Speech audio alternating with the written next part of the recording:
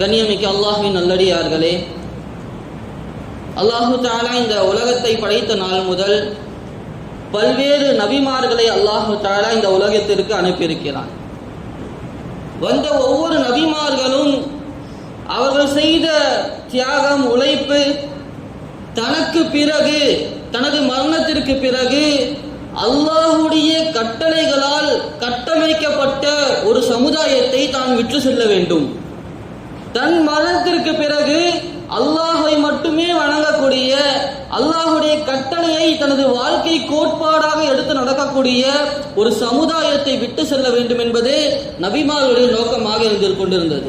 யாக்கூப் அலைஹிஸ்ஸலாம் அவர்களை பற்றி அல்லாஹ் தஆலா தனது திருமறையிலே கூறுவான், தனது மரணத்தின் வேளை அவர்கள் மரணிக்க போகிறார்கள், சக்கராத்துடைய நிலைமையில் இருக்கக்கூடிய சமயத்திலும் கூட தனது பிள்ளைகளை எல்லாம் அழைக்கிறார்கள். தன் பிள்ளைகளை எல்லாம் அழைத்து தன்னிடத்திலே அமர செய்துவிட்டு அவரிடத்திலே கேட்கிறார்கள், மா தஅபுதூன மின் பஅதி, நான் மரணிக்க போகிறேன், எனக்கு பிறகு உங்களது ஈமானின் நிலை என்ன, நீங்கள் யாரை வணங்குவீர்கள் என்பதாக கேட்கிறார்கள். பிறகு அவருடைய பிள்ளைகள், நாங்கள் உங்களுடைய இறைவனான, உங்களுடைய மூதாதையர்களுடைய இறைவனான அல்லாஹ்வே வணங்குவோம் என்ற விஷயத்தை சொன்ன பிறகுதான் ராஹத்தாக அடைந்தார்கள். ஆக கண்ணியமிக்கவர்களே, ஒவ்வொரு நபிமார்களும் தனக்கு பிறகு இந்த உம்மத் சமுதாயம் அல்லாஹ்வை வணங்க வேண்டும், ஈமானிலே உறுதியாக இருக்க வேண்டும் என்பதற்காக தனது வாழ்நாட்களை பாடுபட்டு கொண்டிருந்தார்கள். அதுபோன்றுதான் கண்மணி நாயகம் ஸல்லல்லாஹு அலைஹி வஸல்லம் அவர்களும் கூட இந்த சமுதாயத்தை தான் இல்லாவிட்டாலும் ஒரு தலைமையின் கீழ் அல்லாஹுடைய கட்டளையை பின்பற்றக்கூடிய சமுதாயமாக உருவாக வேண்டும் என்பதற்காக எத்தனையோ தியாகங்களை செய்தார்கள். நபி ஸல்லல்லாஹு அலைஹி வஸல்லம் அவர்கள் மரண தருவாயில் இருக்கிறார்கள். சஹாபாக்கள் அவர்கள் அபூபக்கர் சித்திக் ரலியல்லாஹு அன்ஹு அவர்களுக்கு பிறகு பின்னால் நின்று தொழுகிறார்கள். தொழக்கூடிய சமயத்திலே நபி ஸல்லல்லாஹு அலைஹி வஸல்லம் அவர்கள் தனது அறையிலிருந்து அந்த சஹாபாக்களை பார்க்கிறார்கள். தனது அறையின் திரையை விலக்கி பார்த்தார்கள். அந்த பள்ளியிலே அபூபக்கர் ரலியல்லாஹு அன்ஹு அவர்களுக்கு பின்னால் நின்று சஹாபாக்கள் தொழுது கொண்டிருக்கிறார்கள். எல்லா சஹாபாக்களும் இந்த ஹதீஸை பதிவு செய்வார்கள். அந்த நேரத்திலே நபி ஸல்லல்லாஹு அலைஹி வஸல்லம் அவர்கள் எங்களை பார்த்து புன்முறுவல் பூர்த்தார்கள். அந்த நிலையிலே நபி அவர்கள் நாங்கள் தொழுவதை கண்டு சந்தோஷப்பட்டார்கள். காரணம் என்னவென்று சொன்னால், நான் இத்தனை காலங்கள் பட்ட தியாகம், கஷ்டம், எனது எல்லா பிள்ளைகளும் நபிகளுடைய வாழ்க்கையிலே மரணித்தார்கள். எத்தனையோ நாட்கள் வயிற்றை கல்லை கட்டிக்கொண்டு பட்டினியாக இருந்தார்கள். எத்தனையோ கல்லடி வாங்கினார்கள். நபிகளுடைய பல் ஷஹீதாக்கப்பட்டது. இத்தனை தியாகங்களுக்கு பிறகு நான் மரணித்து விட்டாலும் சரி, அல்லாஹை வணங்கக்கூடிய ஒரு சமுதாயத்தை நான் உருவாக்கி விட்டேன். நான் இல்லாவிட்டாலும் அல்லாஹை கட்டுப்படக்கூடிய, அல்லாஹுக்கு வழிபட்டு நடக்கக்கூடிய ஒரு சமுதாயத்தை உருவாக்கி விட்டேன் என்று சந்தோஷப்பட்டார்கள். கண்ணியமிக்கவர்களே, இந்த பொறுப்பு இந்த உம்மத்தில் இருக்கக்கூடிய ஒவ்வொரு நபரும் மீதும் கடமையாக இருந்து கொண்டிருக்கிறது. கண்ணியமிக்கவர்களே, நாம் மரணிப்பதற்கு முன்பதாக நமது பிள்ளைகளை, நமக்கு பின்னால் வரக்கூடிய சந்ததிகளை ஈமான் உள்ளவர்களாக ஆக்க வேண்டும், அமல்கள் உள்ளவர்களாக ஆக்க வேண்டும், அவர்களை அல்லாஹுடன் தொடர்புடையவர்களாக ஆக்க வேண்டும். நபி ஸல்லல்லாஹு அலைஹி வஸல்லம் அவர்கள் இதற்காக 5 விதமான வழிமுறைகளை கையாண்டார்கள். முதலாவது, ஈமானுடைய உறுதியை ஏற்படுத்துவது. நபி ஸல்லல்லாஹு அலைஹி வஸல்லம் அவர்கள் சஹாபாக்களுக்கு முதலாவதாக ஈமானை புரிய வைத்தார்கள்.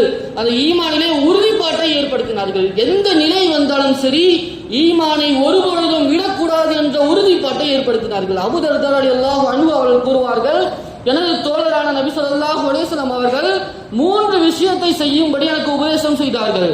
3 அமல்களை நீங்கள் கடைபிடித்துக் கொள்ளுங்கள் என்பதாக எனக்கு கூறினார்கள். அதிலே முதலாவது, எந்த சூழ்நிலை ஏற்பட்டாலும் ஈமானை நீங்கள் விடக்கூடாது.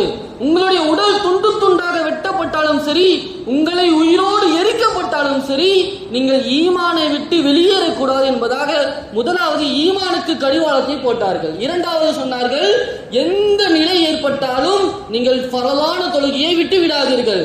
எவ்வளவு கஷ்டம் ஏற்பட்டாலும் ஃபரலான தொழுகையை நீங்கள் விட்டு விடாதீர்கள். அப்படி விட்டு விட்டீர்கள் என்று சொன்னால் அல்லாஹுடைய பொறுப்பில் இருந்து நீங்கள் நீங்கி விடுவீர்கள் என்பதாக கூறி காட்டினார்கள். கண்ணியமிக்கவர்களே, ஆக ஈமானுடைய உறுதியை சஹாபாக்களிடத்திலே நபி அவர்கள் உருவாக்கினார்கள்.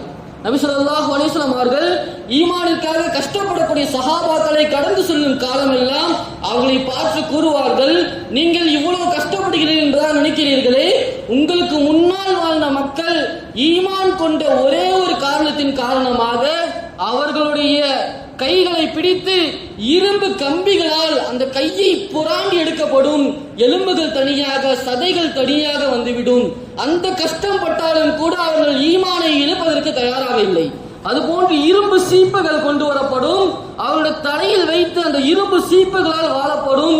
சதையெல்லாம் பீத்து கொண்டு வந்துவிடும். அந்த நிலைமையிலும் அவர்கள் ஈமானிலே உறுதியாக இருந்தார்கள் என்பதாக கூறுகிறார்கள். கண்ணியமிக்கவர்களே, இன்றைய காலத்தில் நாம் பார்க்க வேண்டும், நமது சமுதாயம் சின்ன சின்ன அற்பமான ஆசைகளுக்காக இந்த ஈமானை உதறிவிட்டு செல்லக்கூடிய அவலமான காட்சிகளை நாம் கண்டு கொண்டிருக்கிறோம். காரணம், நாம் இந்த சமுதாயத்திற்கு, நமது பிள்ளைகளுக்கு, நமது பொறுப்பில் இருக்கக்கூடிய மக்களுக்கு ஈமானுடைய உணர்வை சரிவர நாம் கொடுக்கவில்லை. சுமையா ரலியல்லாஹு அன்ஹா அவர்களுடைய சம்பவம் எல்லாம் நாம் கேள்விப்பட்டிருப்போம். உயிரே போனாலும் சரி, எவ்வளவு பெரிய வேதனை செய்தாலும் சரி, நான் ஈமானை விட்டு ஒரு நொடி பொழுது கூட விடமாட்டேன் என்பதாக தனது உயிரை தியாகம் செய்த முதல் ஷஹீதான பெண்மணி இஸ்லாத்திற்காக சுமையா ரலியல்லாஹு அன்ஹா அவர்களாக இருந்தார்கள். ஆக கண்ணியமிக்கவர்களே, ஆண்களுக்கும் சரி, பெண்களுக்கும் சரி, சிறுவர்களுக்கும் சரி, வாலிபர்களுக்கும் சரி, ஈமானுடைய உணர்வுகளை நாம் ஊட்ட வேண்டும். ஈமானுடைய அமானிதத்தை நாம் எத்தி வைக்க வேண்டும். இரண்டாவதாக நபி ஸல்லல்லாஹு அலைஹி வஸல்லம் அவர்கள் ஈமானை ஊட்டியதற்கு பிறகு அல்லாஹ்வின் மீது பரிபூர்ணமான நம்பிக்கையை ஊட்டினார்கள். அல்லாஹ்வை எப்படி நாம் நம்ப வேண்டும், அல்லாஹ்வின் மீது ஒரு நபருக்கு எப்படி நாம் நம்பிக்கை வைக்க வேண்டும் என்பதாக நபி ஸல்லல்லாஹு அலைஹி வஸல்லம் அவர்கள் சிறு பிள்ளைகளிலிருந்தே கற்றுக் கொடுத்தார்கள். சின்ன பிள்ளைகளுக்கும் அல்லாஹ்வின் மீது எப்படி நம்பிக்கை இருக்க வேண்டும் என்பதாக கற்றுக் கொடுத்தார்கள். ஒருமுறை இப்னு அப்பாஸ் ரலியல்லாஹு அன்ஹு அவர்கள் சிறு பிள்ளையாக இருக்கக்கூடிய சமயத்திலே நபி அவர்கள் தனது வாகனத்திற்கு பின்னால் அமர்த்தி கொண்டு வாகனத்திலே சென்று கொண்டிருக்கிறார்கள். அப்படி செல்லக்கூடிய சமயத்திலே இப்னு அப்பாஸ் ரலியல்லாஹு அன்ஹு அவர்களை பார்த்து நபி அவர்கள் கூறினார்கள், சிறுவனே, சிறு விஷயத்தை, சில வார்த்தைகளை உனக்கு நான் கற்றுத் தருகிறேன், சில விஷயத்தை நான் உனக்கு கற்றுத் தருகிறேன், அதை நீ பற்றி பிடித்துக்கொள். முதலாவது சொன்னார்கள், இஹ்ஃபஸில்லாஹ யஹ்ஃபஸுக, நீ எங்கிருந்தாலும் அல்லாஹ்வுடைய கடமைகளை நிறைவேற்று, நீ எங்கிருந்தாலும் அல்லாஹ்வுடைய கட்டளைகளை பரிபூர்ணப்படுத்து, அல்லாஹ்வுடைய உதவியை நீ கண்கூடாக பார்ப்பாய். அல்லாஹ் உன்னை கைவிட மாட்டான். ஆனால் நிபந்தனை, அல்லாஹ்வுடைய கட்டளையை உனது வாழ்க்கையிலே நீ நிறைவேற்ற வேண்டும். எங்கிருந்தாலும் தொழுகையுடைய நேரமா தொழுதுவிடு, எங்கிருந்தாலும் நோன்பு வைக்க வேண்டிய நேரமா நோன்பு வைத்து விடு. அல்லாஹ்வுடைய கட்டளையை எங்கிருந்தாலும் நீ பின்பற்றி விடு, அல்லாஹ்வுடைய உதவி உனக்கு எங்கிருந்தாலும் கிடைத்து விடும் என்பதாக கூறினார்கள். மறுபடியும் கூறினார்கள், சிறுவனே, இந்த முழு உலகமும் சேர்ந்து உனக்கு எதிராக சூழ்ச்சி செய்கிறார்கள், இந்த முழு உலகமும் சேர்ந்து உனக்கு எதிராக சூழ்ச்சி செய்கிறார்கள், உன்னை அழிக்க வேண்டும் என்று நாடுகிறார்கள். ஆனால் அல்லாஹ் அதை நாடவில்லை என்று சொன்னால் ஒன்றும் நடக்காது. எவ்வளவு எத்தனை நபர்களாக இருந்தாலும் சரி, எவ்வளவு பெரிய அதிகாரிகளாக இருந்தாலும் சரி, எவ்வளவு திட்டங்கள் போடப்பட்டாலும் சரி, அல்லாஹ் நாடவில்லையா ஒரு பொழுதும் உனக்கு அது நடக்காது. அல்லாஹ் நாடல, அது உனக்கு ஒன்றும் நடக்காது. அல்லாஹ் நாடியது மட்டும்தான் நடக்கும். அதே போன்று முழு உலகமும் சேர்ந்து உனக்கு ஒரு விஷயத்திலே பலனளிக்க வேண்டும் என்று நாடுகிறார்கள், உனக்கு ஏதாவது செய்ய வேண்டும் என்று, நல்லதை செய்ய வேண்டும் என்று நாடுகிறார்கள். ஆனால் அல்லாஹ் நாடவில்லை என்று சொன்னால் ஒரு பொழுதும் அது நடக்காது என்பதாக புரிய வைத்தார்கள். கண்ணியமிக்கவர்களே, இந்த ஈமானிய உணர்வை, அல்லாஹ்வின் மீது வைக்கக்கூடிய நம்பிக்கையை சஹாபாக்களிடத்திலே சிறு வயதிலிருந்து நபி ஸல்லல்லாஹு அலைஹி வஸல்லம் அவர்கள் ஊட்டி வளர்த்தார்கள். மூன்றாவதாக இபாதத்தில் உறுதிப்பாட்டை ஏற்படுத்தினார்கள். இபாதத்தில் எப்படி உறுதியாக இருப்பது, சிறு பிள்ளைகளிலிருந்து ஊட்டி நபி அவர்கள் வளர்த்தார்கள். 7 வயதாகிவிட்டதா உங்களது பிள்ளைகளை தொழுகும்படி ஏவுங்கள் என்பதாக கூறினார்கள். சஹாபாக்கள் தனது சின்ன சின்ன பிள்ளைகளை கூட பள்ளிக்கு அழைத்து வருவார்கள். சின்ன பிள்ளை, நபி அவர்கள் ஹதீஸிலே கூறினார்கள், நான் நீண்ட நேரமாக தொழுக வேண்டும் என்று நாடுகிறேன், நான் தக்பீர் கட்டி தொழுக ஆரம்பித்து விட்டால் பெரிய பெரிய சூறாவை ஓத வேண்டும் என்று நான் நாடுகிறேன். ஆனால் சஃபில் இருந்து சின்ன பிள்ளைகளுடைய அழுகுரல் கேட்கிறது. பசிக்காக சின்ன பிள்ளை அழுகுது சஃபில் நின்றுகிட்டு. அந்த தாயாருடைய உள்ளம் தொழுகையை விட்டு திரும்பி விடுவோ என்று நான் பயப்படுகிறேன். தக்பீர் கட்டி தொழுகிறேன், நீளமாக தொழுக வேண்டும் என்ற ஆசை வருகிறது. சின்ன பிள்ளை பசியில் அழுகிறது.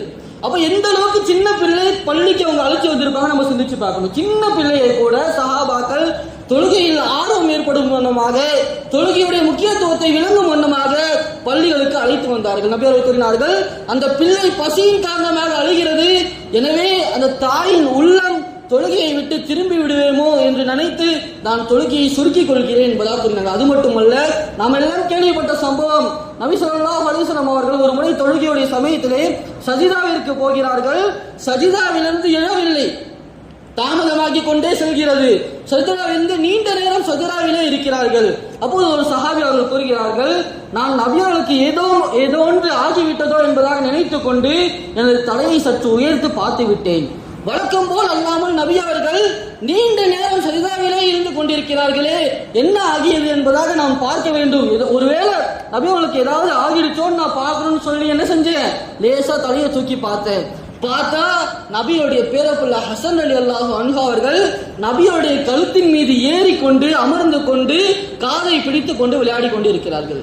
கண்ணியமிக்கவர்களே, நபி அவர்கள் இந்த விஷயத்தை தொழுது முடித்துவிட்டு எழுந்து நிறுத்தி சொன்னார்கள், நான் நீளமாக ஏன் சஜிதா செய்தேன் என்று சொன்னால் எனது பேரப்பிள்ளை என் கழுத்தின் மீது ஏறி அமர்ந்து கொண்டது, அவர்களை டிஸ்டர்ப் பண்ணக்கூடாதுன்னு சொல்லிட்டு நான் என்ன செஞ்சேன், சஜிதாவிலே இருந்தேன்.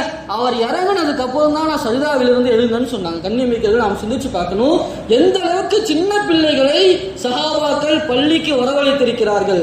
அவர்கள் செய்யக்கூடிய விஷயங்களை நபி அவர்கள் எப்படி ஆர்வம் ஊட்டி கூறியிருக்கிறார்கள். ஆனால் நாம் சின்ன சின்ன பிள்ளைங்க பள்ளிக்கு வந்தோன்னு சொன்னா அதை நம்ம எப்படி அதிர்ச்சிட்டு இருக்கோம்.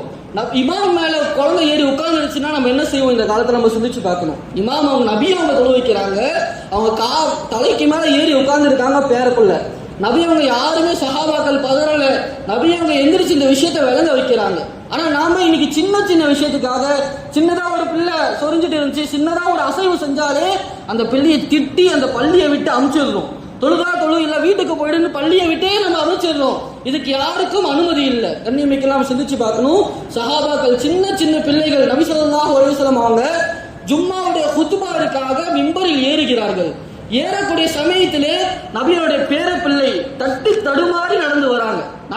நடக்க முடியாத பிள்ளை, நடக்க பழகிற பிள்ளை தட்டி தடுமாறி நடக்க வரும்போது நபி ஸல்லல்லாஹு அலைஹி வஸல்லம் அவங்க ஜும்மாவுடைய குத்பாவை விட்டு இறங்கி வந்து அந்த பிள்ளையை தூக்கினார்கள் என்பதாக கூறினார்கள். ஒரு பொழுதும் நபியர்கள் கண்டிக்கவில்லை, ஒரு பொழுதும் நபியர்கள் திட்டவில்லை. காரணம், அந்த பிள்ளைக்கு பள்ளியினுடைய மஹப்பத் ஏற்பட வேண்டும், இபாதத்தில் ஆர்வம் ஏற்படுத்த வேண்டும் என்பதற்காக இது போன்ற செயலை நபி அவர்கள் ஊக்குவித்து தான் காட்டினார்கள். கண்ணியமிக்கவர்களே, பள்ளியில் எப்படி நாம் தொழுகைக்கு பழக வேண்டுமோ வீட்டிலும் தொழுது பழக வேண்டும். நபி ஸல்லல்லாஹு அலைஹி வஸல்லம் அவர்கள் ஃபர்லான தொழுகையை தொழுது முடித்து சஹாபாக்களை பார்த்து கூறினார்கள், இதா தலா அஹதுகுமுஸ் ஸலாத்த ஃபீ மஸ்ஜிதிஹி, உங்களில் யார் பள்ளியிலே ஃபர்லான தொழுகையை தொழுது முடித்து விடுவீர்களோ நீங்கள் வீட்டில் சென்று சுன்னத்தான நஃபிலான தொழுகையை தொழுது வாருங்கள்.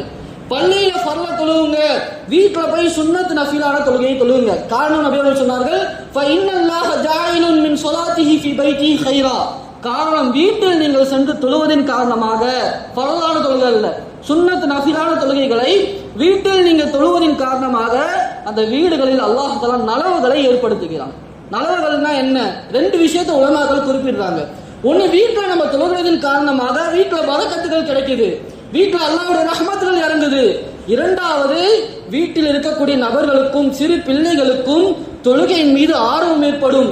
பிள்ளைகள் நம்மை பார்த்து தொழுக பழகிக் கொள்வார்கள். கண்ணியமிக்கவர்களே, நாம் பிள்ளைகளை தொழுக சொல்லிவிட்டு நாம் தொழுகாமல் இருப்பது இருக்கிறது மிகப்பெரிய மோசமான விஷயமாக இருந்து கொண்டிருக்கிறது. கண்ணியமிக்கவர்கள், உலமாக்கள் கூறுவார்கள், ஒரு தந்தை தனது குடும்பத்திலே தனது பிள்ளை தவறு செய்கிறான், ஒரு பிள்ளை தவறு செய்கிறான், தனது மனைவி தவறு செய்கிறாள், அதை பார்த்தும் பார்க்காமல் கண்டு கொள்ளாமல் இருந்தார் என்று சொன்னால் அவர் உயிரோடு இருந்து கொண்டு தனது பிள்ளையை அனாதை பிள்ளையாக ஆக்குகிறார். அவர் உயிரோடு தான் இருக்கிறார், தந்தை இருந்தும் இல்லாதவரை போன்று அந்த பிள்ளை ஆகிவிடுகிறது. தந்தை இருந்தும் இல்லாத பிள்ளைகளாக உங்களது பிள்ளைகளை நீங்கள் ஆக்காதீர்களாக, நீங்கள் வீட்டில் தொழுது வாருங்கள் என்பதாக நபி ஸல்லல்லாஹு அலைஹி வஸல்லம் அவர்கள் கூறி காட்டினார்கள். காரணம், அந்த தொழுகையின் மூலமாக அல்லாஹ் தஆலா அந்த குடும்பத்திலே அந்த வீட்டிலே பரக்கத்துகளை ஏற்படுத்துகிறான். அது போன்று அந்த வீட்டில் இருக்கக்கூடிய நபர்களுக்கும் அந்த தொழுகக்கூடிய ஆர்வத்தை ஏற்படுத்துகிறார். நபி ஸல்லல்லாஹு அலைஹி வஸல்லம் அவர்கள் ஒரு முறை ஃபஜ்ருடைய தொழுகையை தொழுவதற்காக சென்று கொண்டிருக்கிறார்கள். செல்லக்கூடிய சமயத்திலே ஃபாத்திமா ரலியல்லாஹு அன்ஹா அவர்களுடைய வீட்டிலே கடந்து செல்லக்கூடிய சமயத்திலே அவர்கள் சற்று ஓய்வெடுப்பதற்காக படுத்துக் கொண்டிருக்கிறார்கள். இன்னும் ஃபஜ்ருடைய நேரம் இருக்கிறது. நபிகள் விரைந்து செல்லக்கூடிய சமயத்திலே அவர்கள் தனது மகளை பார்த்தவுடன் அவர்களை சற்று காலால் தட்டி விட்டு எழுப்பி விடுகிறார்கள். அல்லாஹ்வுடைய ரிஸ்க் பிரித்து தரக்கூடிய நேரத்திலே நீ உறங்கிக் கொண்டிருக்கிறாயா ஃபஜ்ர் தொழுகாமல் என்பதாக கேட்கிறார்கள். உடனடியாக அலி ரலியல்லாஹு அன்ஹு அவர்கள் அந்த இடத்திலே யார் தூக்கத்தை படைத்தானோ அந்த அல்லாஹ் தான் எங்களை தூங்க வைத்து விட்டான் என்பதாக ஒரு வார்த்தையை கூறிவிடுகிறார்கள். அல்லாஹ் தான் எங்களை தூங்க வைத்தான் அப்படின்னு ஒரு வார்த்தை சொல்லிட்டாங்க. இதை சொன்ன உடனே நபி ஸல்லல்லாஹு அலைஹி வஸல்லம் அவர்களுக்கு கடும் கோபம் ஏற்பட்டு விடுகிறது. உடனடியாக மூஞ்சை திருப்பி கொண்டு அங்கிருந்து சென்று விடுகிறார்கள். காரணம், அல்லாஹ்வுடைய கட்டளைக்காக நமக்கு ஒரு நல்ல விஷயம் சொல்லப்பட்டால் அங்கே எந்த ஒரு குதர்க்கமான வார்த்தைகளும் பேசக்கூடாது. அங்கே நாம் அவளுக்கு கட்டுப்பட்டதை காது தாழ்த்தி கேட்க வேண்டும். இந்த வார்த்தையை கூறியவுடன் உடனடியாக திரும்பி சென்று விடுகிறார்கள். ஒரு சஹாபி அவர்கள் நபி அவர்களுடைய மஜ்லிஸில் இருந்து வந்து கொண்டிருக்கிறார்கள், தொழுது முடித்து வந்து கொண்டிருக்கிறார்கள். வரக்கூடிய சமயத்திலே தனது மகள் இருக்கிறார், தனது மருமகன் வீட்டிலே இருந்து கொண்டிருக்கிறார்கள். தனது மருமகன் வீட்டிலே இருந்து கொண்டிருக்கக்கூடிய சமயத்திலே அதை பார்த்து அந்த சஹாபி கேட்ட வார்த்தை, தொழுகை பள்ளியில் நடக்கக்கூடிய சமயத்திலே உங்களுக்கு என்ன வீட்டில் வேலை, வீட்டில் உங்களுக்கு என்ன வேலை என்பதாக தனது மருமகனிடத்தில் கூட தொழுகை நேரம் வந்தும் தொழாமல் இருப்பதற்காக சஹாபாக்கள் கண்டித்திருக்கிறார்கள். கண்ணியமிக்கிறவர்களே, இந்த சமுதாயத்தை அல்லாஹுடைய கட்டளை மூலமாக நாம் கட்டமைக்க வேண்டும் என்று சொன்னால் நபி அவர்கள் காட்டிய மூன்றாவது விஷயம் இபாதத்தில் அவர்களுக்கு உறுதிப்பாட்டை ஏற்படுத்த வேண்டும். அதற்காக நபி ஸல்லல்லாஹு அலைஹி வஸல்லம் அவர்கள் பல்வேறு வழிகாட்டுதல்களை செய்திருக்கிறார்கள். நான்காவதாக, குர்ஆனை பற்றி பிடிக்கக்கூடிய உம்மத்தாக இந்த சமுதாயத்தை மாற்ற வேண்டும். குர்ஆன் இருக்கும் நமக்கும் உண்டான தொடர்பு, அதை நாம் வலுப்படுத்த வேண்டும். நபி ஸல்லல்லாஹு அலைஹி வஸல்லம் அவர்கள் ஹதீஸிலே கூறியிருக்கிறார்கள், அல்லாஹ் தஆலா ஒரு சமுதாயத்தை அழிக்க வேண்டும் என்று நாடுகிறான். ஒரு சமுதாயத்தின் மீது அல்லாஹ்வுடைய கோப பார்வை இறங்குகிறது, அல்லாஹ்வுடைய அதாவை அல்லாஹ் தஆலா இறக்குகிறான், அல்லாஹ்வுடைய வேதனை வந்து கொண்டே இருக்கிறது. வரக்கூடிய சமயத்திலே, பூமியின் மீது வரக்கூடிய சமயத்திலே அந்த பகுதியில் இருக்கக்கூடிய சிறு பிள்ளைகள் குர்ஆனை ஓதக்கூடிய சத்தம் கேட்கிறது. அங்க இருக்கக்கூடிய பிள்ளைகள் குர்ஆன் ஓதக்கூடிய சத்தம் கேட்கிறது. அந்த சத்தத்தை கேட்டவுடன் அல்லாஹ் தஆலா அந்த வேதனை திருப்பி எடுத்துக் கொள்கிறான் என்பதாக கூறி காட்டினார்கள். மற்றொரு தஃசீரிலே விளக்கமாக கூறியிருக்கிறார்கள், அல்லாஹ்வுடைய வேதனையை எடுத்துக்கொண்டு மலக்குமார்கள் வேகமாக இறங்கி வருகிறார்கள் அந்த சமுதாயத்தை அழிக்க வேண்டும் என்று சொல்லி. வரக்கூடிய சமயத்திலே மலக்குமாருடைய தலைவர்கள், அந்த தலைவர் கேட்கிறார், அங்கே ஒரு பிள்ளை அல்ஹம்துலில்லாஹி ரப்பில் ஆலமீன் என்பதாக அல்ஹம்து சூராவுடைய முதல் வசனத்தை ஓதுகிறது. உடனடியாக அந்த மலக்கு அல்லாஹ்விடத்திலே செல்கிறார்.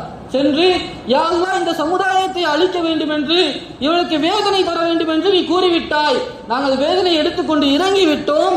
ஆனால் இங்கு ஒரு பிள்ளை உனது கலாமை ஓதிக்கொண்டிருக்கிறது, உனது வார்த்தையை படிக்கிறது, அந்த சிறு பிள்ளை ஓதிக்கொண்டிருக்கிறது என்பதாக கூறக்கூடிய சமயத்திலே அல்லாஹ் தஆலா அந்த அத்தனை மலக்குகளையும் அழைத்துக் கொள்கிறான் என்பதாக கூறப்பட்டிருக்கிறது. கண்ணியமிக்கவர்களே, நாம் நமது வீடுகளிலும் சரி, எல்லா இடத்திலும் சரி, குர்ஆனை அதிகமாக குர்ஆனுடன் தொடர்புடைய மக்களாக நாம் ஆக வேண்டும். கண்ணியமிக்கவர்களே, உலமாக்கள் கூறுவார்கள், ஒரு காலம் வரும், ஒரு மோசமான காலம் வரும்.